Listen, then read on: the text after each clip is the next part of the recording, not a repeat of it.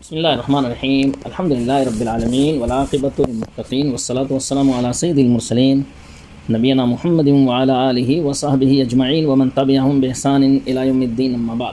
ان نافرمانی کی سزاؤں کے تعلق سے آج کا جو ہمارا درس ہے کہ اللہ کے رسول صلی اللہ علیہ وسلم نے خواب میں دیکھا کہ مختلف قسم کی سزائیں لوگوں کو دی جا رہی ہیں ان کی نافرمانیوں کی بنا پر۔ تو علامہ ابن قیم رحمہ اللہ نے اسی بات کو ذکر کیا ومن عقوبات المعاصی، یہ نافرمانی کی سزاؤں میں سے یہ بھی ہیں کہ امام بخاری رحمہ اللہ نے اپنی صحیح کے اندر سمرہ بن جندب رضی اللہ تعالیٰ عنہ کی حدیث نقل کی۔ انہوں نے کہا کہ اللہ کے رسول صلی اللہ علیہ وسلم اکثر اپنے صحابہ سے یہ کہا کرتے تھے، کیا کوئی کسی نے آج خواب دیکھا؟ پھر اللہ کے رسول صلی اللہ علیہ وسلم سے جو بھی صحابی بیان کرتے تھے آپ اس کی تعبیر بیان کیا کرتے تھے۔ ایک دن اللہ کے رسول صلی اللہ علیہ وسلم نے فرمایا، میں نے آج خواب دیکھا کہ میرے پاس دو آنے والے آئے، انہوں نے مجھے اٹھایا اور کہا کہ ہمارے ساتھ چلو۔ پھر ہم ایک لیٹے ہوئے شخص کے پاس آئے جس کے پاس ایک شخص پتھر لیے کھڑا تھا اور اس کے سر پر پتھر پھینک کر مارتا تو اس سے اس کا سر پھوٹ جاتا، پتھر لڑک کر دور چلا جاتا، لیکن وہ شخص پتھر کے پیچھے جاتا اور اسے اٹھا لاتا۔ اس لیٹے ہوئے شخص تک پہنچنے سے پہلے ہی اس کا سر ٹھیک ہو جاتا جیسے کہ پہلے تھا۔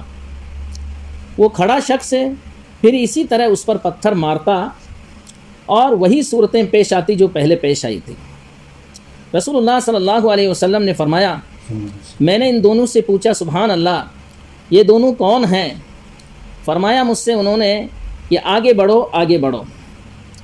رسول اللہ صلی اللہ علیہ وسلم نے فرمایا، پھر ہم آگے بڑھے، ایسے شخص کے پاس پہنچے جو پیٹھ کے بل لیٹا ہوا ہے اور دوسرا شخص اس کے پاس لوہے کا آکڑا لیے ہوئے کھڑا ہے۔ یہ اس کے چہرے کے ایک طرف آتا اور اس کے جبڑے کو گدی تک چیرتا ہوا اور اس کی ناک کو گدی تک چیرتا ہوا، آنکھ کو گدی تک چیرتا ہوا لے جاتا ہے۔ پہلے جبڑے کو چیرتا ہے، پھر اس کے بعد میں جو ہے اس کی آنکھ کو چیرتا ہے اور اس کی ناک کو جو ہے چیرتا ہوا گدی تک لے جاتا ہے۔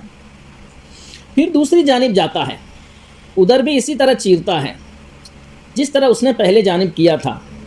وہ ابھی دوسری جانب سے فارغ بھی نہیں ہوتا کہ پہلے جانب کا جو حصہ ہے وہ صحیح ہو جاتا ہے، پھر دوبارہ اسی طرح کرتا جس طرح اس نے پہلی مرتبہ کیا تھا۔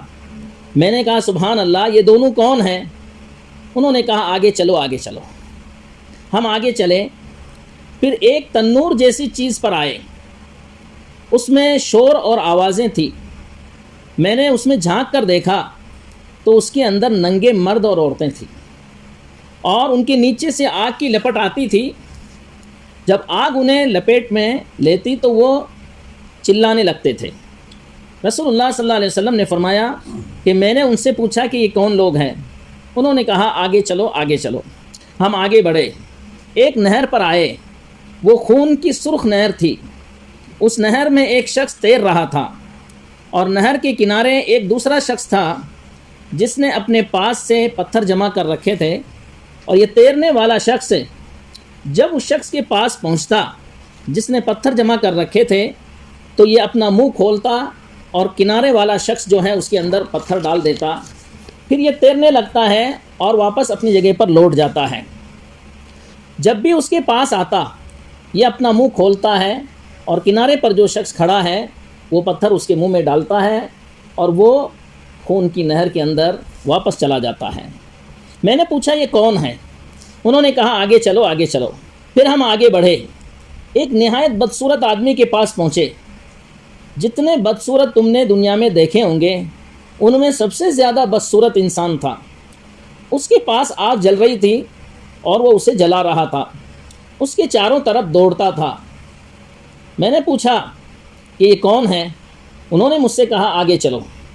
ہم آگے بڑھے اور ایک باغ میں پہنچے جو ہرا بھرا تھا، اس میں موسم بہار کے پھول تھے۔ اس باغ کے درمیان میں ایک بہت لمبا شخص تھا، اتنا لمبا کہ میرے لیے اس کا سر دیکھنا جو ہے مشکل ہو گیا۔ وہ آسمان سے باتیں کر رہا تھا، یعنی اس کا سر جو ہے وہ اتنا لمبا شخص تھا کہ سر جو ہے بالکل آسمان پہ لگا ہوا تھا۔ اور اس شخص کے چاروں طرف سے بہت سے بچے تھے، اتنے بچے میں نے کبھی نہیں دیکھے تھے۔ میں نے پوچھا کہ کون بچے ہیں اور یہ شخص کون ہے؟ انہوں نے مجھ سے کہا چلو چلو۔ پھر ہم آگے بڑھے، ایک عظیم الشان باغ تک پہنچے۔ میں نے اتنا بڑا خوبصورت باغ کبھی نہیں دیکھا۔ ان دونوں نے کہا کہ اس پر چڑھیے۔ ہم اس پر چڑھے تو ایک ایسا شہر دکھائی دیا جو اس طرح بنا ہوا تھا کہ ایک اینٹ سونے کی اور دوسری اینٹ چاندی کی تھی اس کی۔ ہم شہر کے دروازے پر آئے تو ہم نے اسے کھلوایا، وہ ہمارے لیے کھولا گیا، دروازہ جو ہے اس شہر کا کھولا گیا۔ ہم اس میں داخل ہوئے۔ ہم نے اس میں ایسے لوگوں سے ملاقات کی جن کے جسم کا آدھا حصہ تو بہت خوبصورت اور دوسرا جو حصہ ہے نہایت ہی بدصورت۔ ان لوگوں سے کہا، دونوں ساتھیوں نے ان لوگوں سے کہا کہ جاؤ اس نہر میں جاؤ۔ یعنی جو لوگ آدھے بدصورت اور آدھے خوبصورت تھے، ان کو جو رسول اللہ صلی اللہ علیہ وسلم کے دونوں ساتھ میں تھے، انہوں نے کہا کہ جاؤ اس نہر کے اندر جاؤ۔ ایک نہر سامنے بہہ رہی تھی، اس کا پانی انتہائی سفید تھا۔ وہ لوگ گئے اور اس میں کود گئے، پھر ہمارے پاس واپس لوٹے تو ان کا پہلا عیب جا چکا تھا، اب نہایت ہی خوبصورت ہو گئے تھے۔ رسول اللہ صلی اللہ علیہ وسلم نے فرمایا کہ ان دونوں نے کہا کہ یہ جنت عدن ہے اور یہ آپ کی منزل ہے۔ رسول اللہ صلی اللہ علیہ وسلم نے فرمایا میری نظر اوپر کی طرف اٹھی تو سفید بادل کی طرح ایک محل نظر آیا۔ انہوں نے مجھ سے کہا کہ یہ آپ کی منزل ہے۔ میں نے ان سے کہا اللہ تمہیں برکت دے، مجھے اس میں داخل ہونے دو، میرا جو محل ہے، میری جو جگہ ہے، اس میں مجھے داخل ہونے دو۔ انہوں نے کہا اس وقت تو آپ اس میں نہیں جا سکتے، لیکن ہاں آپ اس میں ضرور جائیں گے۔ میں نے ان سے کہا آج رات میں نے عجیب و غریب چیزیں دیکھی، یہ چیزیں کیا تھی جو میں نے دیکھی؟ انہوں نے مجھ سے کہا اب ہم آپ کو بتاتے ہیں۔ یعنی اللہ کے رسول صلی اللہ علیہ وسلم نے جو جو چیزیں دیکھی، اب اس خواب کی پوری تفصیل بیان کی جا رہی ہے کہ جن جن لوگوں کو آپ نے دیکھا ہے وہ کون لوگ تھے۔ پہلا شخص ہے جس کے پاس آپ گئے تھے اور جس کا سر پتھر سے کچلا جا رہا تھا، یہ وہ شخص تھا جو قرآن سیکھتا تھا اور اس پر عمل نہیں کرتا تھا، فرض نماز کو چھوڑ کر سو جاتا تھا۔ یعنی سبحان اللہ، یہاں پر جو چیز ہم کو سمجھنا ہے بھائی وہ کیا ہے؟ وہ یہ ہے کہ یہ آدمی قرآن کی جو ہے مخالفت کرتا تھا۔ کبھی ایسا بھی ہوتا ہے کہ آدمی جو ہے حافظ قرآن بھی رہتا ہے، وہ بھی قرآن کی مخالفت کرتا ہے، اور ساتھ ہی ساتھ فرض نماز کو چھوڑنا۔ تو یہاں پر دو جرم ہیں، فرض نماز کا چھوڑنا اور قرآن کی مخالفت کرنا۔ اللہ رب العالمین نے جو قرآن اتارا ہے وہ کس لیے اتارا ہے؟ کتاب انزلناہ الیک مبارک لیدبروا آیاتی ولیتذکر اولو الالباب، کہ ہم نے اس کتاب کو اتارا، یہ بابرکت کتاب ہے تاکہ اس میں لوگ غور و فکر کریں اور اس کی آیتوں سے نصیحت حاصل کریں اہل علم۔ اب کوئی آدمی قرآن کو تو حفظ کرتا ہے لیکن اس پر عمل نہیں کرتا، تو اصل قرآن کا جو مقصد ہے وہ اس پر عمل کرنا ہے۔ اللہ رب العالمین نے فرمایا الذین آتیناہم الکتاب یتلونہ حق تلاوتہ، کہ ہم نے جن کو کتاب دی ہے وہ اس کی تلاوت کا حق ادا کرتے ہیں، یعنی قرآن مجید کے اوپر عمل کرنا۔ اب جو شخص قرآن مجید کے اوپر عمل نہیں کرتا ہے تو ان میں سب سے خطرناک جو چیز ہے بھائی نماز کا چھوڑنا۔ قرآن مجید کے اندر بے شمار مقامات پہ اللہ رب العالمین نے نماز قائم کرنے کا حکم دیا۔ وَأَقِيمُوا الصَّلَاةَ وَآتُوا الزَّكَاةَ الَّذِينَ يُقِيمُونَ الصَّلَاةَ وَيُؤْتُونَ الزَّكَاةَ، اقیم الصلاۃ، یعنی قرآن مجید کے اندر بے شمار جگہوں کے اوپر اللہ رب العالمین نے ہمیں نماز قائم کرنے کا حکم دیا ہے۔ اور جو شخص نماز نہیں پڑھتا ہے یا نماز چھوڑ کر کے سوتا ہے تو اس کا یہی حشر ہونے والا ہے۔ قرآن میں اللہ رب العالمین نے کیا فرمایا؟ فَخَلَفَ مِن بَعْدِهِمْ خَلْفٌ أَضَاعُوا الصَّلَاةَ وَاتَّبَعُوا الشَّهَوَاتِ فَسَوْفَ يَلْقَوْنَ غَيًّا، کہ کچھ ناخلف لوگ ایسے پیدا ہوئے انہوں نے نماز کو ضائع کیا اور خواہشات کی اتباع کی، تو یقیناً یہ غی کے اندر ڈالے جائیں گے، یہ جہنم کا ایک گڈھا ہے جس کے اندر یہ لوگ ڈالے جائیں گے۔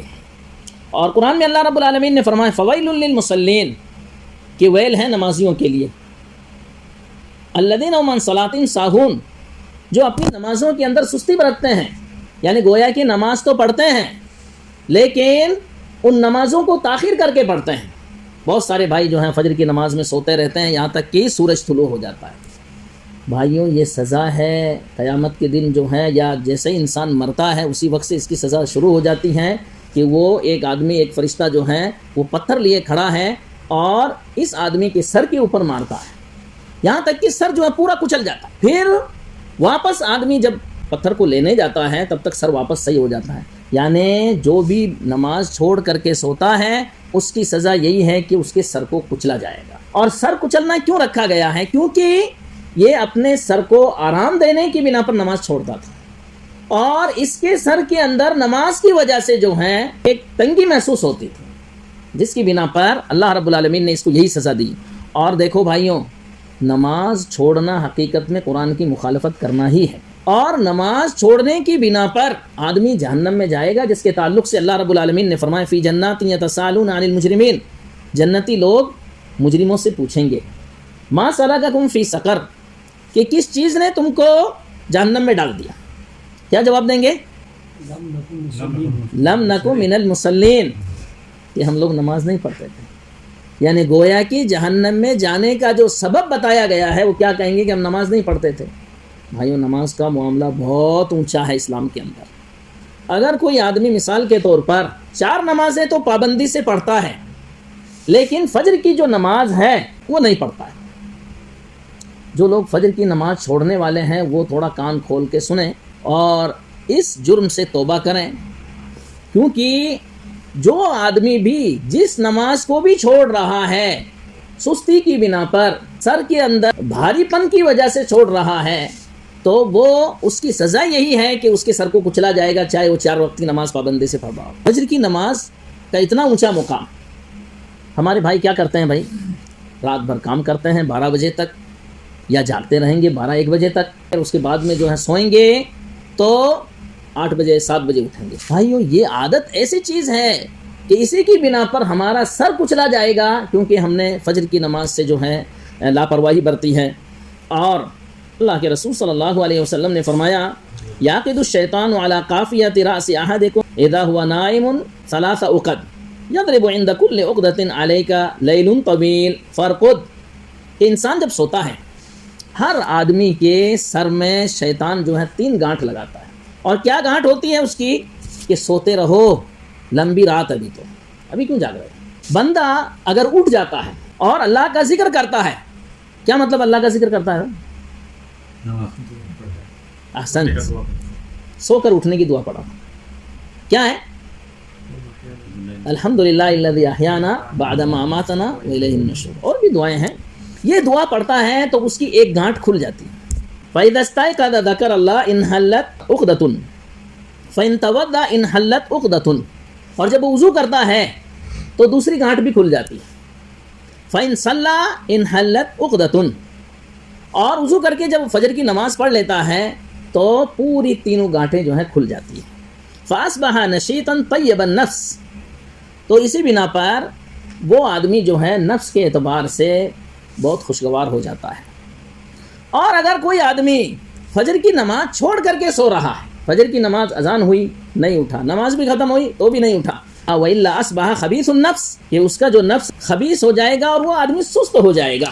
شیطان نے اس کے سر کے اندر 3 گانٹھیں لگائی تھی، اس بنا پر اس کے سر کو کچلا جا رہا ہے. نافرمانی کی جو جگہ ہے اس کا سر، اس سر اگر سیدھا رکھتا نا، سیدھا رکھتا کہ معنی یہ ہے کہ دماغ کے اندر جو ہے نماز کی اہمیت، نماز کے تعلق سے پہلے پہنچنا، یہ سب باتیں اگر اپنے دماغ میں رکھتا تو یہ سب چیزیں نہیں ہوتی. لیکن اس نے تو سستی کو اپنے سر میں رکھا، آرام کو اپنے سر میں رکھا. اسی بنا پر جو ہے گویا کہ وہ فرض نماز کو چھوڑ رہا ہے، اسی بنا پہ اس کے سر کو کچلا جا رہا ہے. کہ اللہ کے رسول صلی اللہ علیہ وسلم کے پاس ایسے شخص کا ذکر کیا گیا جو آدمی سوتا رہتا ہے یہاں تک کہ صبح ہو جاتی ہے اور نماز بھی نہیں پڑھتا ہے.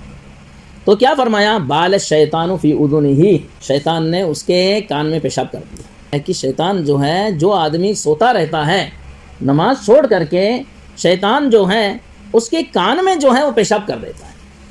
بھائیوں، یہ سب چیزوں سے ہم کو کیا بات معلوم ہوئی؟ نمازوں کا اہتمام کرو، اور خاص طور پر فجر کی نماز کا، کیونکہ یہ جو فجر کی نماز ہے یہ امتحان ہے ہمارا کہ ہم کچے نمازی یا پکے نمازی. اللہ کے رسول صلی اللہ علیہ وسلم نے فرمایا من صلی الصبح فهو فی ذمۃ اللہ، کہ جو آدمی فجر کی نماز جماعت کے ساتھ پڑھتا ہے وہ اللہ کی حفاظت میں. ہم لوگ اللہ رب العالمین کی حفاظت کو چھوڑ کر کے، نماز کو چھوڑ کر کے یعنی گویا کہ شیطان کو اپنے کان میں پیشاب کروا رہے ہیں. ذلت کی بات ہے تو نمازوں کا اہتمام کرو، اور خاص طور پر فجر کی نماز کا، کیونکہ اس وقت فرشتوں کی ڈیوٹی جو ہے وہ چینج ہوتی ہے، اور اس کا بہت اونچا مقام اللہ رب العالمین کے یہاں فجر کی نماز کا. لہٰذا اپنی عادت جیسی بناؤ گے ویسی بن جائے گی. اگر آپ نے نیت یہ کر رکھی نہیں مجھے فجر کی نماز پڑھنا ہی ہے، تو یقیناً اللہ رب العالمین آپ کی مدد کرے گا اور آپ آرام سے فجر کی نماز پڑھ سکتے ہیں. لیکن اگر آپ کی نیت کے اندر ہی چھوڑنا ہی ہے، سوتے وقت ہی یہ سوچتے ہیں کہ 7 بجے اٹھنا مجھے، تو پھر اللہ رب العالمین کی مدد جو ہے کبھی آ نہیں سکتی ہے. یہ ہے بھائیوں نماز کے متعلق. اب اس کے بعد میں اب دوسرا شخص، تو وہ شخص ہے جس کے پاس آپ گئے اور جس کا جبڑا گدی تک اور ناک گدی تک اور آنکھ گدی تک چیری جا رہی ہے. یہ وہ شخص ہے جو صبح اپنے گھر سے نکلتا اور جھوٹی خبریں گھڑتا اور دنیا میں پھیل جاتی. پہلے زمانے کے اندر جھوٹی بات دنیا میں پھیلنے کے لیے کتنا ٹائم لگتا تھا؟ یعنی کم سے کم 1 مہینہ تو لگتا تھا. جھوٹی خبریں پوری دنیا میں پھیلنے کے لیے کم سے کم 1 مہینہ لگتا تھا، کیونکہ اس وقت ایسا سوشل میڈیا آج کی طرح نہیں تھا. لیکن آج کا جو معاملہ ہے، آپ جھوٹی خبر موبائل میں ڈالیں اور صرف انگلی دبا دیں، پوری دنیا کے اندر چلی جائے گی. 1 سیکنڈ کے اندر، منٹ بھی نہیں لگے گا، 1 سیکنڈ کے اندر پوری دنیا میں آپ کی خبر چلی جائے گی. سوشل میڈیا کا جو دور ہے، اب بہت سارے لوگ کیا کرتے ہیں، نام اپنا یوٹیوب میں دوسرا رکھتے ہیں، فیس بک میں اپنا نام جھوٹا نام رکھتے ہیں تاکہ میں پکڑا نہ جاؤں، اور سوچتے ہیں کہ میں کچھ بھی کہوں لوگ تھوڑی مجھے پہچانیں گے کہ یہ امان اللہ صاحب نے کہا کہ کسی اور نے کہا. اب یہ کیا کرتے ہیں، کبھی کسی کی آواز کے اندر کوئی غلط باتیں جو ہے، فوٹو دوسرے کا ہے اور آواز دوسری لگا دیتے ہیں. تو یہ سب کیا ہے، یہ سب جھوٹی باتیں گھڑنا ہے، اور اس گھڑنے کی جو سزا ہے وہ کیا ہے کہ آپ کی آنکھ سے لے کے گدی تک، اللہ ہم سب کی حفاظت کرے، آنکھ سے لے کر گدی تک، کان سے لے کر کے گدی تک اور ناک سے لے کر کے گدی تک کا جو حصہ ہے وہ چیرا جائے گا. یہ کس بنا پر کہ جھوٹی افواہیں لوگوں کے اندر پھیلانا. بھائیوں یہ موبائلوں کا اہتمام کرو، یہ بہت ایک طرف سے یہ بہت اچھی چیز ہے، دوسری طرف سے بہت خراب چیز بھی ہے. اس کا اگر صحیح استعمال کیا جائے تو یہ ہمارے حق میں بہت بہتر چیز ہے، لیکن غلط استعمال کیا جائے تو پھر ہمارے لیے اس سے بدتر کوئی چیز نہیں ہو سکتی ہے ہماری آخرت کو بگاڑنے کے اندر. لہٰذا ہمیں اس مسئلے کے اندر اللہ رب العالمین سے ڈرنا چاہیے. تو یہ وہ آدمی تھا کہ جھوٹی خبریں جو ہیں وہ لوگوں کے اندر پھیلا دیا کرتا تھا. لہٰذا آج کوئی بھی بات ہو بغیر تحقیق کے اس کو کہیں نہ ڈالا کریں. اور یاد رکھو یہاں سعودی گورنمنٹ اس وقت موبائلوں پہ پورا کنٹرول کیے ہوئے. کوئی نہ سمجھے کہ میرے موبائل سے جو ہے کوئی نہیں دیکھ رہا مجھے. ہر زبان کے اس میں ترجمہ کرنے والے موجود ہیں، اور ہر زبان کے جو ہے اس کو سمجھانے والے موجود ہیں، اور آپ جو بھی ڈال رہے ہیں پورا باقاعدہ ان کے سامنے موجود ہے. اسی بنا پہ سینکڑوں آدمی جو جیلوں میں بھرے گئے، کس بنا پہ؟ موبائل کی وجہ سے. انہوں نے میسج کہیں سے سنا اور اس کو جو ہے پھیلا دیا. جھوٹی تھی بات، صحیح تھی غیر صحیح تھی، اس کی بغیر تحقیق کیے ہوئے. لکھنے والا کون؟ او فلاں، کچھ نہیں پتا کون ہے وہ. تو یہ بڑا خطرناک معاملہ ہے. اس کے اندر جو ہے ہم لوگوں کو سمجھداری سے کام لینا چاہیے. تو کبھی بھی کوئی بھی خبر سنیں آپ اس کو نشر نہ کریں یہاں تک کہ آپ تحقیق کر لیں. اور خاص طور پر وہ خبریں جو سیاست سے تعلق رکھتی ہیں ان میں زیادہ کودنا جو ہے یہ ہمارے ایمان و عقیدے کو خراب کرنے والی چیز، ہمارا ٹائم ضائع کرنے والی چیز ہے. اللہ رب العالمین نے ہم کو کس مقصد سے پیدا کیا؟ کس مقصد کے لیے پیدا کیا بھائیوں؟ وَمَا خَلَقْتُ الْجِنَّ وَالْإِنسَ إِلَّا لِيَعْبُدُونَ، کہ میں نے جنوں اور انسانوں کو اپنی عبادت کے لیے پیدا کیا. آپ اپنے مقصد میں پورے اتریں. باقی سیاست والے لوگ موجود ہیں، وہ اپنا کام کرتے رہتے ہیں، کیا کرنا ہے کیا نہیں کرنا ہے. ہمارا ایک لفظ ہمارے لیے مصیبت بن جاتا ہے، ہمارا ایک میسج بھیجنا ہمارے لیے مصیبت بن جاتا ہے. لہٰذا ہمیں سوچ سمجھ کے قدم رکھنا ہے، سوچ سمجھ کے کام لینا، سمجھداری سے کام لینا ہے، اور اس کا صحیح استعمال کرو. کیوں ہم لوگ دین کے لیے استعمال نہیں کرتے یہ سب چیزیں؟ ہمیں اس کو دین کے لیے استعمال کرنا چاہیے. بہرحال، اور جس کا جبڑا چیرا جا رہا تھا، جس کا ناک چیرا جا رہا تھا، جس کی آنکھ چیری جا رہی تھی گدی تک، یہ وہ شخص تھا جو جھوٹی باتیں گھڑتا تھا اور پوری دنیا میں پھیلا دیا کرتا. تو ہمیں اس چیز سے بھی بچنا ہے. وہ لوگ جو ننگے مرد اور ننگی عورتیں تھیں، جو تنور میں آپ نے دیکھا وہ زانی مرد اور عورتیں تھیں. یعنی ان کی سزا کیا ہے کہ ایک تنور ہے بہت بڑا، اس کے نیچے آگ لگتی ہے. وہ آگ لگتی ہے تو وہ چیختے ہوئے جو ہیں آگ کے ساتھ ساتھ اوپر اڑ جاتے ہیں، لیکن باہر نہیں نکل سکتے. سوراخ جو ہے بالکل چھوٹا سا ہے. ان کو سزا ایسی کیوں دی گئی بھائیوں؟ کیونکہ انہوں نے ناجائز طور پر جسموں کی لذت حاصل کی تھی، اس بنا پر ان کو یہی سزا دی جا رہی ہے۔ تو اس سے بھی ہم کو بچنا ہے۔ پھر کیا کہا کہ وہ شخص جس کے پاس آپ اس حال میں گئے کہ وہ نہر میں تیر رہا تھا اور اس کے منہ میں پتھر دیا جا رہا تھا، وہ سود کھانے والا ہے۔ یعنی سبحان اللہ بھائیوں، سود اسلام کے اندر بہت بڑا جرم ہے۔ اللہ رب العالمین نے کیا فرمایا؟ یا ایھا الذین آمنوا اتقوا اللہ وذروا ما بقی من الربا ان کنتم مؤمنین فإن لم تفعلوا فأذنوا بحرب من اللہ ورسولہ۔ یہ لوگوں جو ایمان لائے ہو، اللہ سے ڈرو، اور جو سود باقی رہ گیا ہے اس کو چھوڑ دو جو باقی رہ گیا۔ فَإِن لَمْ تَفْعَلُوا، اگر تم یہ نہیں کرو گے، فَأَذَنُوا بِحَرْبٍ مِّنَ اللَّهِ وَرَسُولِهِ، اللہ اور اس کے رسول سے لڑنے کے لیے تیار ہو جاؤ۔ اور اللہ کے رسول صلی اللہ علیہ وسلم نے لعنت کی، لعن رسول اللہ صلی اللہ علیہ وسلم آکل الربا وموکلہ وشاہدہ وکاتبہ، اللہ کی لعنت ہے، رسول اللہ صلی اللہ علیہ وسلم نے لعنت کی ہے سود کھانے والے پر، سود دینے والے پر، سود کی لکھائی پڑھائی کرنے والے پر، اور سود کی گواہی دینے والے پر، اور کہا یہ سب کے سب برابر ہیں۔ اس شخص کو یہ سزا کیوں دی جا رہی ہے کہ خون کی نہر کے اندر ہے وہ، اور جب کنارے کے اوپر آتا ہے تو وہ باہر بیٹھا ہوا آدمی جو ہے وہ اس کے منہ کے اوپر جو ہے پتھر مارتا ہے، اس کے منہ میں جاتا ہے اور وہ دور چلا جاتا ہے واپس، کیونکہ خون لال ہوتا ہے۔ اور یہ جو کاروبار کرتا تھا سونے کے کاروبار کرتا تھا، اور سونا کا کلر کیا بھائی؟ لال۔